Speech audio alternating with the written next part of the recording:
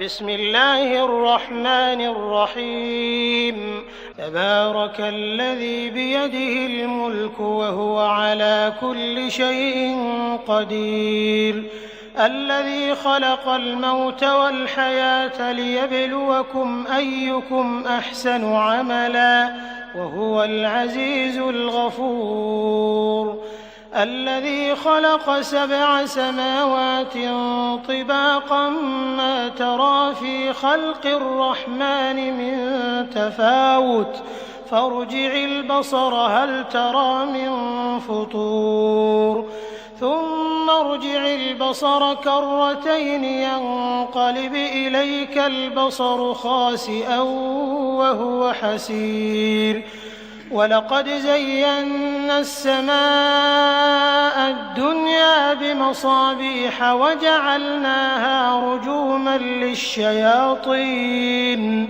وأعتدنا لهم عذاب السعير وللذين كفروا بربهم عذاب جهنم وبئس المصير إذا ألقوا فيها سمعوا لها شهيقا وهي تفور تكاد تميز من الغيظ كلما ألقي فيها فوج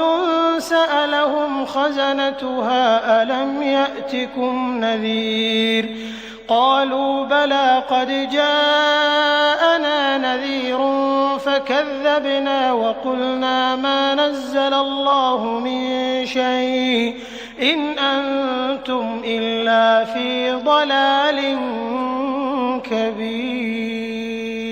وقالوا لو كنا نسمع أو نعقل ما كنا في أصحاب السعير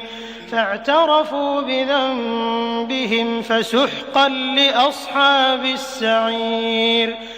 إن الذين يخشون ربهم بالغيب لهم مغفرة وأجر كبير وأسروا قولكم أو اجهروا به إنه عليم بذات الصدور ألا يعلم من خلق وهو اللطيف الخبير هو الذي جعل لكم الأرض ذلولا فامشوا في مناكبها وكلوا من رزقه وإليه النشور أأمنتم من في السماء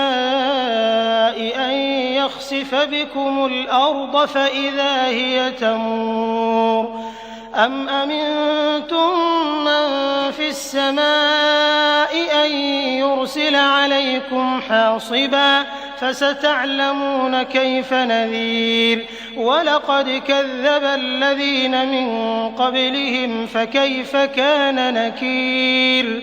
أولم يروا إلى الطير فوقهم صافات ويقبضن ما يمسكهن إلا الرحمن إنه بكل شيء بصير أمن هذا الذي هو جند لكم ينصركم من دون الرحمن إن الكافرون إلا في غرور أمن هذا الذي يرزقكم إن أمسك رزقه بل لجوا في عتو ونفور أفمن يمشي مكبا على وجهه أهدى أمن يمشي سويا على صراط مستقيم قل هو الذي أنشأكم وجعل لكم السمع والأبصار والأفئدة قليلا ما تشكرون قل هو الذي ذرأكم في الأرض وإليه تحشرون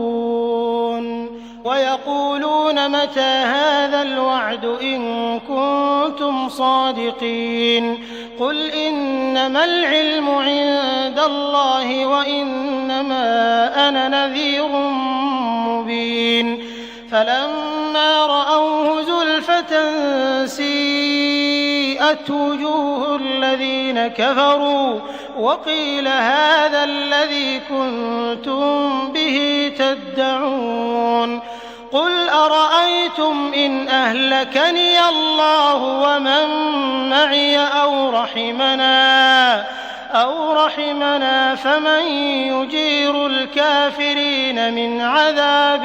أليم قل هو الرحمن آمنا به وعليه توكلنا فستعلمون من هو في ضلال مبين قل أرأيتم إن أصبح ماؤكم غورا فمن يأتيكم بماء